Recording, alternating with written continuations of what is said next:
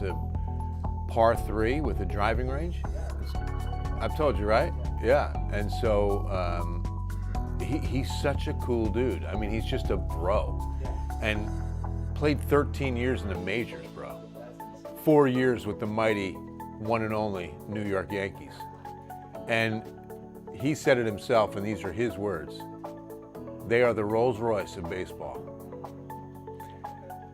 That was where he really clicked into his groove and where he was pitching his best.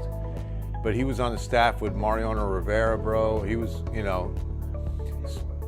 no, he went to the Yanks the year after they won it, 09.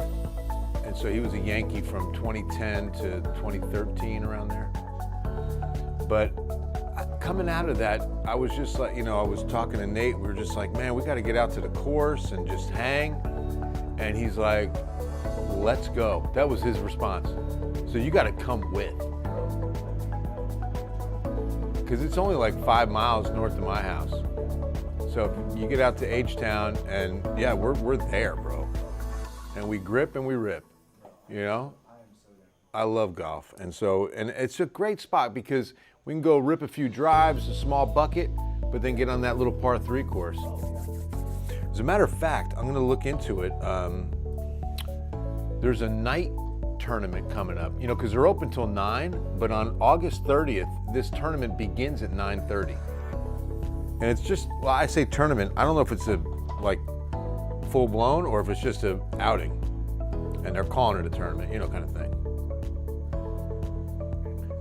Hey, John Olson, what's going on? Hey, George Cruz, hadn't seen you in a minute, bro. How you been? Marcy, good to see you this evening. Just talking about my new good friend, Boone Logan. O'Connor Panther, drafted out of high school into the majors and spent 13 years as a relief pitcher in Major League Baseball, and he's a great dude. And now him and a couple of partners own Oak Valley Golf Course and revitalized it, revamped it, put some great money into it. It's never been better. There's Vanessa, speaking of Helotes, right on time. Look at that. I'm talking about Helotes. He loves Helotes.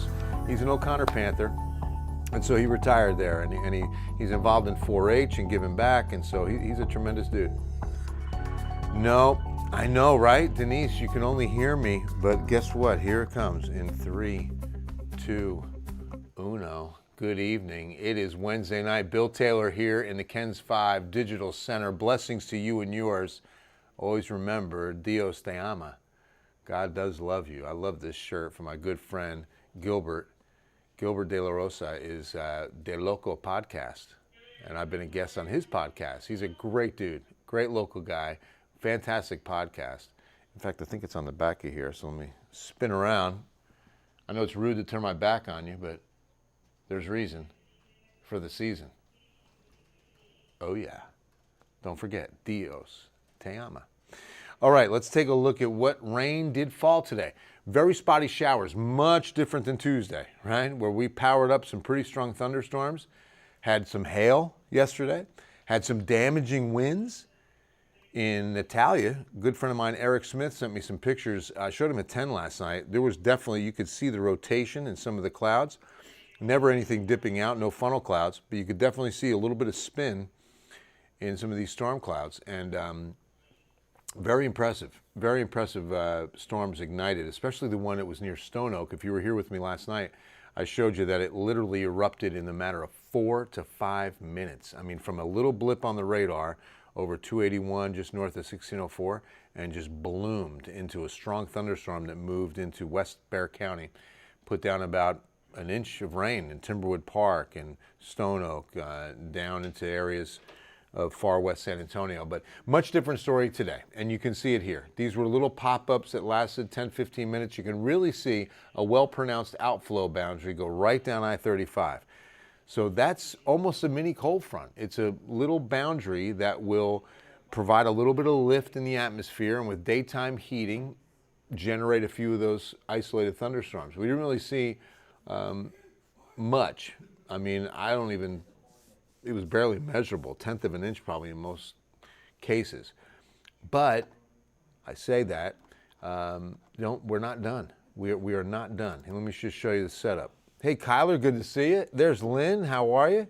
You did? You never saw it? Okay, the opening monologue of Surf's Up, hard to beat. It's so funny. I love that. It makes me laugh every time. Oh, with the black shirt? I am Italian. I'm more than half Italian. Come on over there. Oh, come on. You should. We had my news director, in the 10 years he's been at Ken's 5, has never asked for us to do an Italian-themed potluck. Oh, when he sent that email, it warmed my heart. So I made Grandma's original marinara gravy, slow cooked it, and I did baked rigatoni. It came out so good. And my incredible coworkers, our team here, demolished it. I had a, small little bit. It got demolished in seconds. It was delicious. Baked rigatoni. Jasmine, I'm doing well. Thank you so much. Oh, thank you so much, Jasmine. Wow. Okay, you know a lot. Yeah, it could all be happening within 2 weeks. So, as Jasmine's putting, big blessings in the Taylor house. We're going to have, good Lord willing, a beautiful baby girl at the end of October, my first grandchild. And then by mid-November, our youngest will be married to an airman, an incredible young man that I can't wait to welcome into our family. And we're real excited. I mean, because obviously a baby, we don't know 100%, but due on October 31st.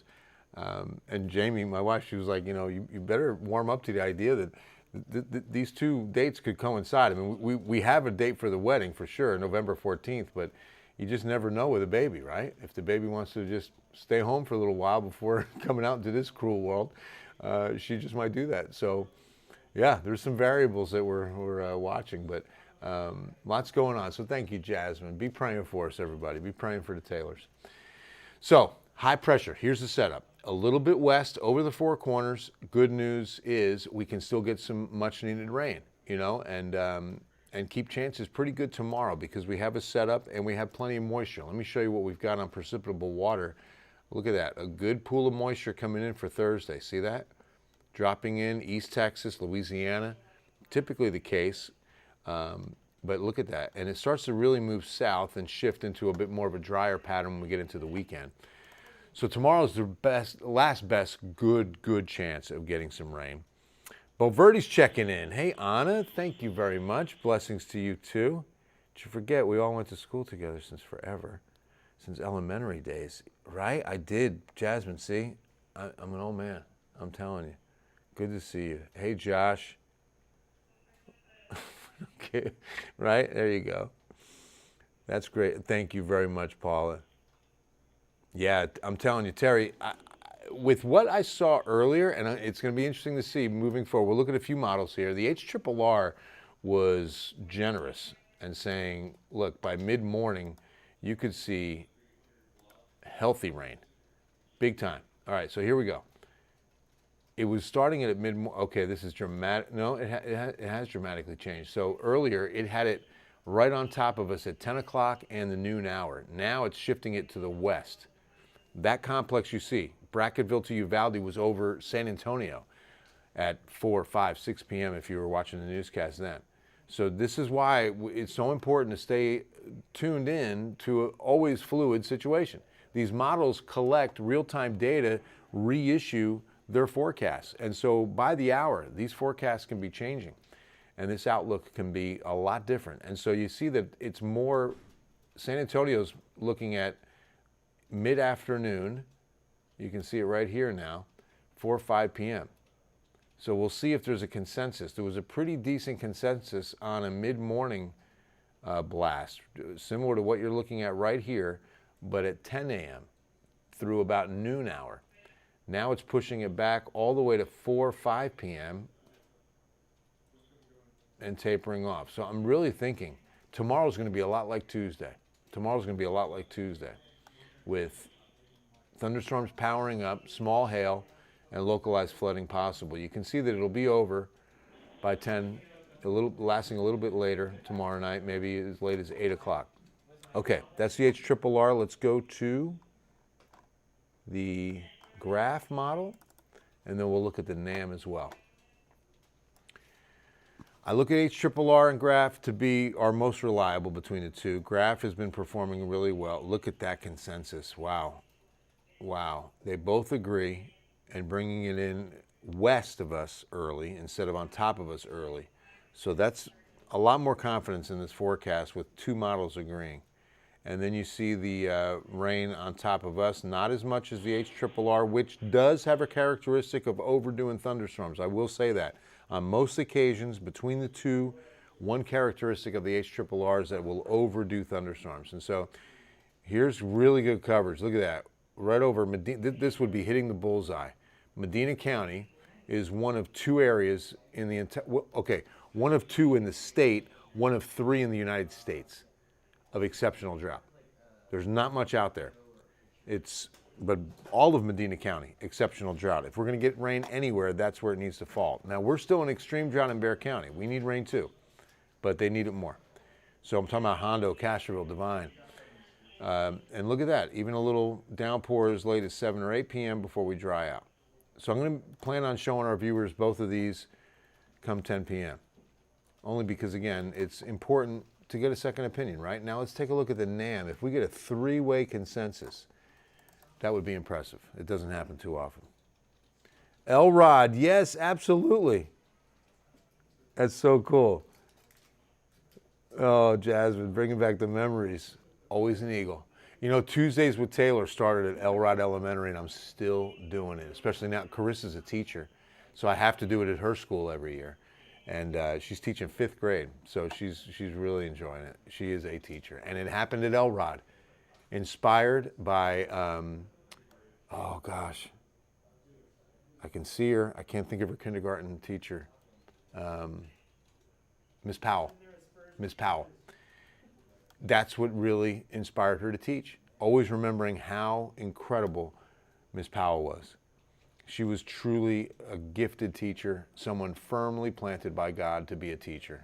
A tremendous heart, treated those kindergartners as if they were young adults. The way she spoke to them, it wasn't all like, you know, I mean, it was fun playtime, but she would look, I mean, she spoke to them like they were little adults, and I'll never forget that. And Carissa, I'm telling you, I owe it to her as far as Carissa really finding a passion for teaching. Well, for God first, but Miss Powell was an incredible influence, even that young, right? And she always remembered her. Okay, so, wow, three-way consensus, let's call it, because that's heavy rain. Once again, west early, moving into San Antonio a little bit sooner on the NAM than the others, but only by a couple of hours. That's incredible. And then another good impulse Friday morning. Because Friday, it appears that the high could drift a little bit east, you know, sometimes it wavers, and if that little drift occurs, then that could help shut down rain chances a little bit more once we get into the weekend. Chances are definitely going to taper off a little bit, but they're not gone. We could still see rain Saturday. 30% Friday, Saturday as of now, okay? And we'll get better data tomorrow for the weekend. So we could be adjusting those rain chances for Saturday. Sunday right now, 10%. I think and then by Monday, Tuesday, the high is expected to strengthen and we dry out. And no rain chances most of those final days of August. Can't believe August is almost over. Okay, we're going to look Friday afternoon. That's pretty good coverage according to the NAM. So there you have it. Wow. All right, 9:38. I got to wrap this up. Let's go to the 14-day forecast. 1 second here. Update that. Okay. Carol Ann, or is it Carol Anna? You stay so young and healthy looking. Thank you for the weather forecast. Thank you for the compliment, Carol. God's glory. I drink a lot of water. That's about the only, and I do enjoy exercising.